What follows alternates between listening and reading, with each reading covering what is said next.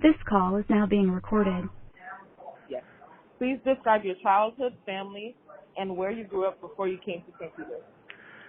Sure. I grew up in Bergen County.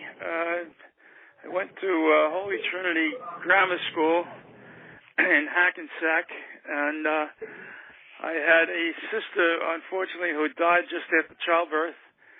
So I was an only child, and let's see, what else can I tell you about my childhood? Anything you like to share. Okay. Everything is appreciated. All right, fine. I spent most of my grammar school years. I was the only kid lived in Maywood who didn't go to the local school. I went to Holy Trinity in Hackensack, which was great. And I got out in 1949 from Holy Trinity. And what brought you to St. Peter? Well, that's an interesting story. I went to Xavier High School in New York and got out in '53, and then I went to Georgetown for a year. Wow. Unfortunately, at Georgetown, I majored in something that they didn't have. I majored in sports. And so at the end of the year, frankly, they told me I might want to transfer to the Sheboygan School of Plumbing for my major, which was pre-med. Anyway, St. Peter's, I went back to Xavier and asked the student counselor at Xavier if he could set up an appointment for me at St. Peter's. And I was lucky enough to be accepted. And I went to Peter's I got out in, when did 58. I got out in 58. So I missed a year, transferring. And while I was at Peter's, I worked and lived at Margaret Haig Maternity Hospital. I was a night lab technician, and I worked from 6 at night until 9 in the morning, 7 nights out of 14. I worked was it while Monday you were in school? Yeah, I worked Monday to Friday one week, and then the other week I would work weekends. So I slept through many a class, but I managed to get out anyway. And but St. Peter's was very different in those days, and to be honest with you, I think it's probably a much superior school today. It was different in the sense that it was different in Georgetown also, because I thought we had many more Jesuits at St. Peter's. I could be wrong, but it just always seemed that we were surrounded by Jesuits. In fact, we always were in those years, even in high school. There were a lot more of them around than there are today. Yeah. But the school was different because virtually the entire population, I was just going through my senior yearbook looking at the dresses, and the furthest anybody came from was Brooklyn, believe it or not, and a few from Bergen County like myself, but most of the people from Jersey City. Yeah. And most of the kids were there, a lot of them were there, because they couldn't afford to go to other schools. I mean, they were excellent students, a lot of prep kids. Schools, I think the public schools were better in those days, frankly, in terms of the type of student they put out initially. I mean, I'm not saying they're not good today, but I think that there were less immigrants in those days. The kids were like second, third generations in a sense. Anyway, it was a good place. It was a very good school. Unfortunately, the only thing I was able to do there really was to play baseball. Oh, wow. And I was offered a couple of contracts by the New York Giants, who were then in New York before they moved to San Francisco. What? And but I wasn't able to get deeply involved in the school, frankly. And the remarkable part about it wasn't until I got out and I was in law school that I became very active with St. Peter's. And I did all of their basketball recruiting for a few years, and we did very well at the time, actually. And I kept. So you were still a key part of it, even though at the time you weren't? I'm sorry, what, ma'am?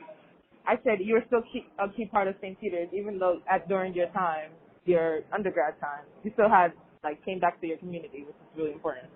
Oh yeah, absolutely. But again, I didn't get deeply involved in the school itself in terms of close relationships with any of the professors or anything. But not that I wasn't affected by them. There were some very excellent teachers I had at St. Peter's, and particularly among the Jesuits, frankly. But when I got out of Am I going all over the place on you? Excuse me? Am I going to different places on you? I don't mean to be. Why don't No, I no, stop? you're perfectly fine. No, you're fine. I was enjoying it. Oh, okay. No, I was going to wait to see if you had any questions. But when I got out, actually, what happened to me my senior year, I was classified 1A in the draft, and I got my draft notice. Oh my God. During, let's see, it was, I guess, probably in March or February. And I had asked the draft board if they could postpone it until I graduated in June, which they agreed to do. And I tried, at that time, you could enlist in the Army for 6 months active duty and go into the reserves for 6 years. So I tried to do that.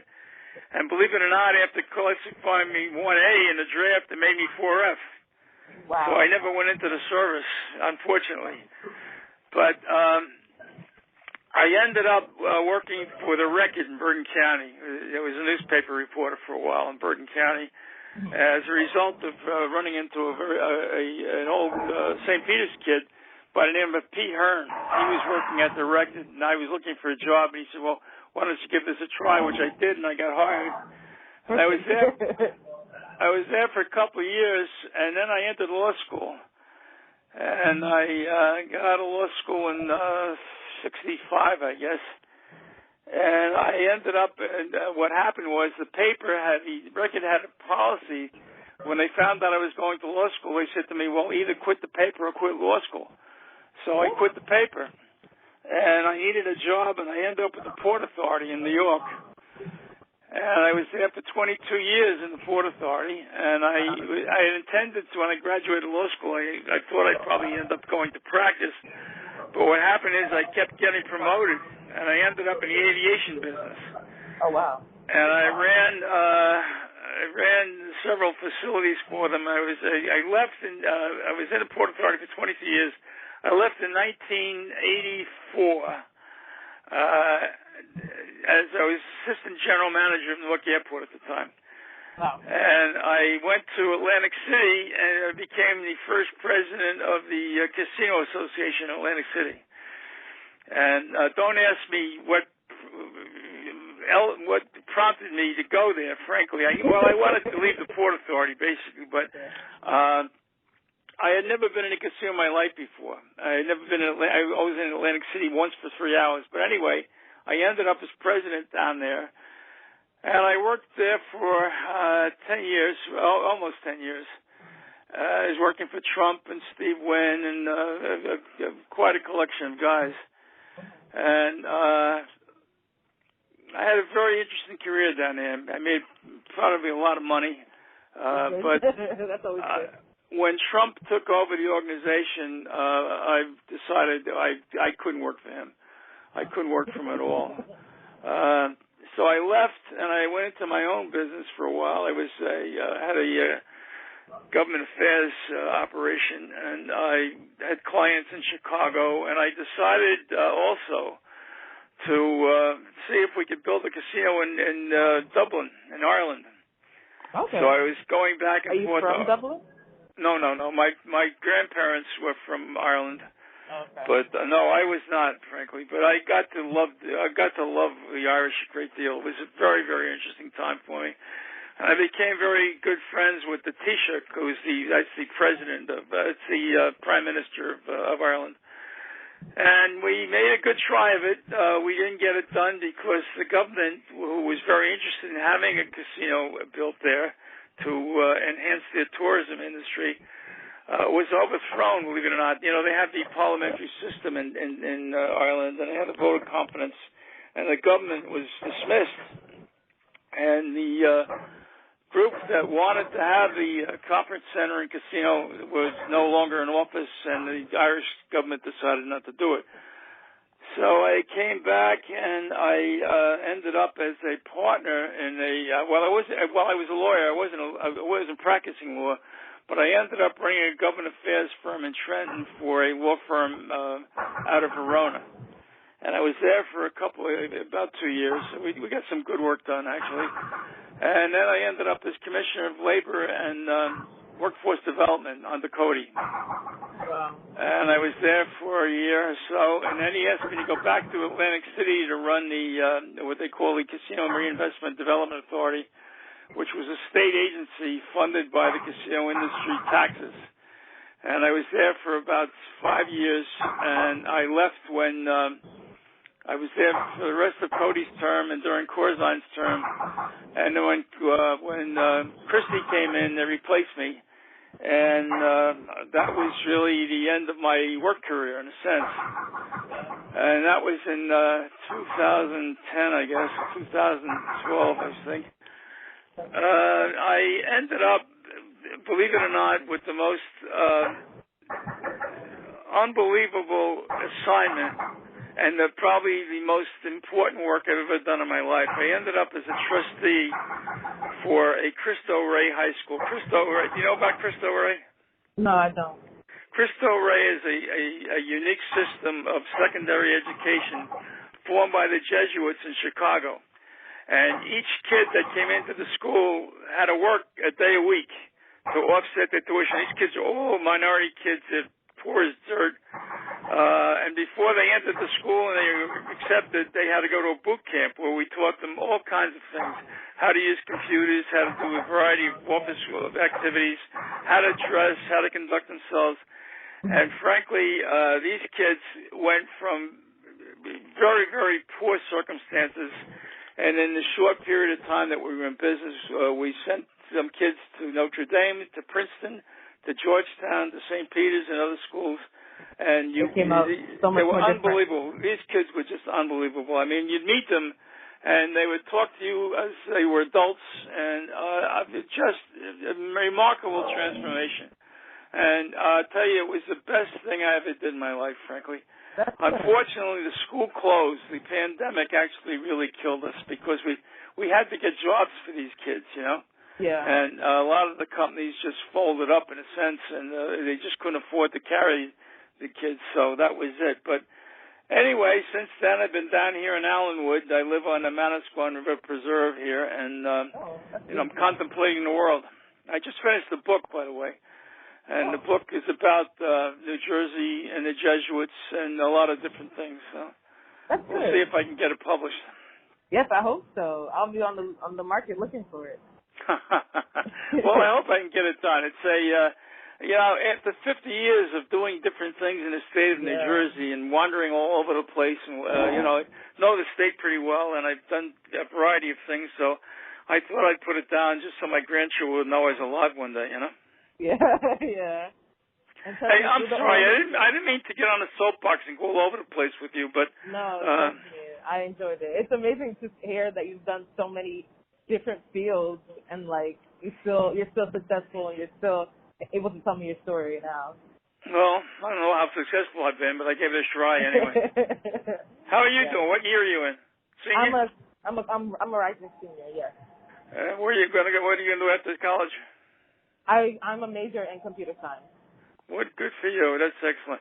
By the way, the reason I think Peters is a greatest school today is, first of all, Gene Kanakya has done an outstanding job. I can't tell you what a transformation he's made in that school. And the second thing is that they're taking kids today who don't have the backgrounds of the kids that I mentioned before. A lot of these kids are starting out, in tough shape. And they're really educating these kids and bringing them along, and I just think they're doing a great job. Yes, I agree. Definitely. St. Peter's has impacted a lot of students more than measurable, honestly. So I'm forever grateful for it, too. That actually brings me into my next question. Yes, ma'am. What was your major, since you just asked me? And do you know any professor? Oh, sorry. This is just the second part of the question. I started in pre-med, but I ended up in sociology. Okay. And then, is there any professor at St. Peter's that left an amazing, impressionable, impact on your life?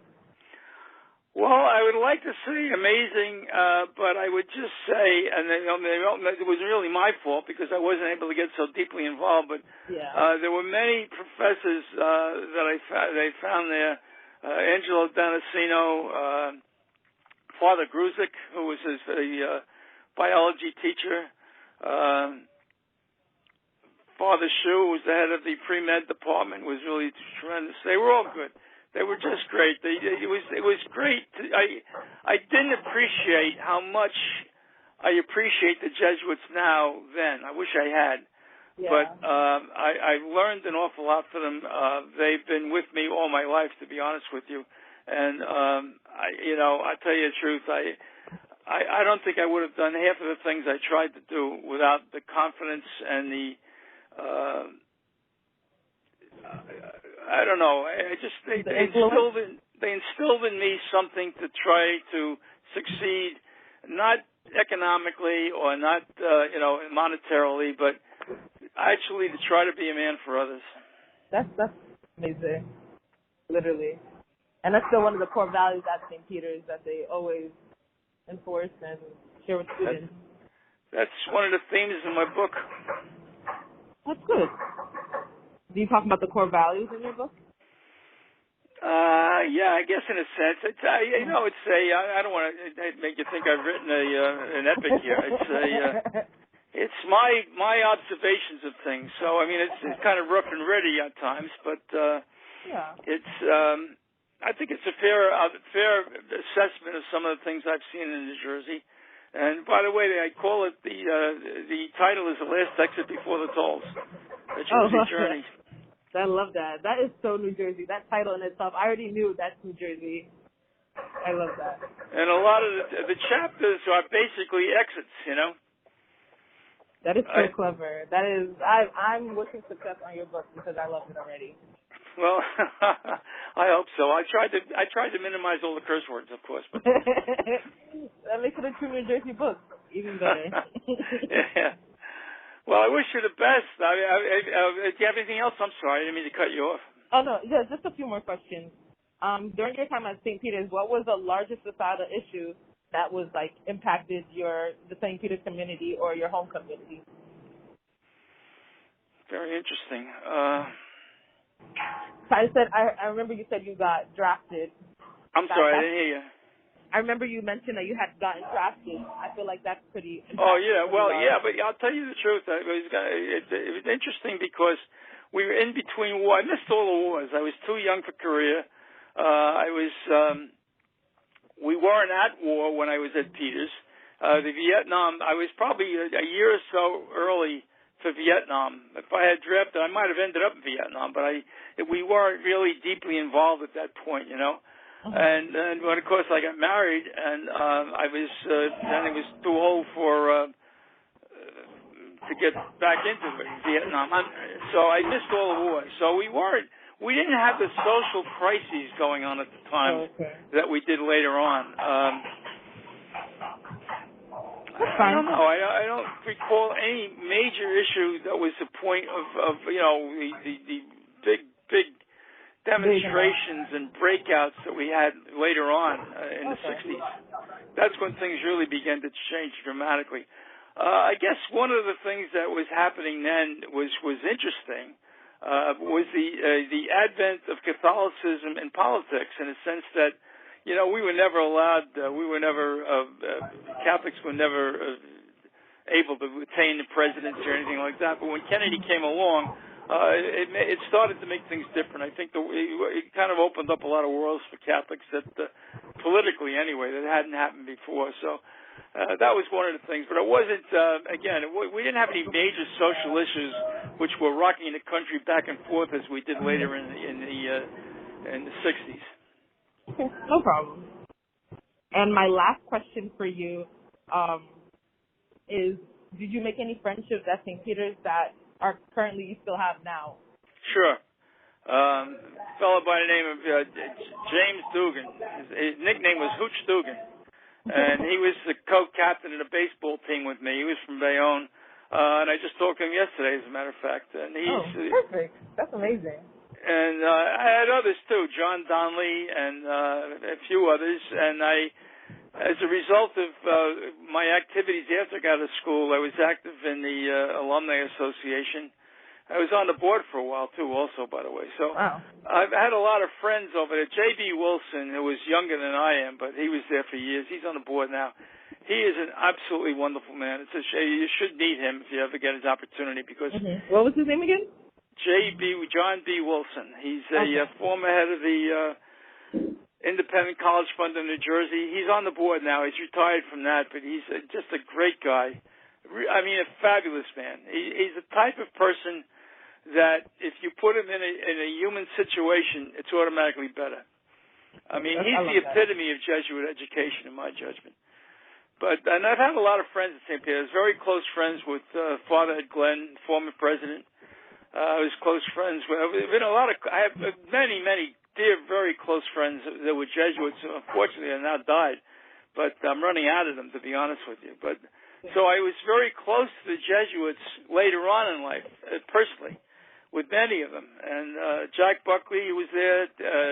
Joe Kelly was there at Peters. Wonderful guy. Wonderful Jesuit. And so they all had an effect on my life, and particularly the men at Xavier when I was in high school. The young Jesuit scholastics were just great to me. They kept me in school. You know, I mean, I could have flunked out any time for crying out loud. I was an indifferent student at best in high school, and they kept me going. They stuck with me, and here I am today, 85. Gonna be 85 next month. Oh, happy early birthday! I'm in that stage of life called the golden years, which is a euphemistic expression for rotting with dignity. No, I'm not. I've never heard it. No, I just made it up. Oh. Okay. Yeah. That was my last question, but I do appreciate literally all of what you told me. Well, I appreciate it. I'm sorry I didn't mean to, again, wander all over the place on you, but no, all of it is so important. If I've been helpful, that's fine. If not, I wish you the best, and I wish you great luck in your career. Thank you so much. I just want to let you know that all of it was important, and I really appreciate all of it.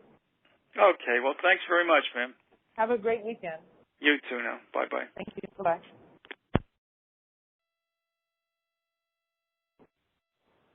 Hey, Toybot, you there? Yes, I'm here. Oh, my God. Oh, hold on, let me. Hey, Toybot, you there? Yes, I'm here. Oh, my God. Oh, hold on, let me.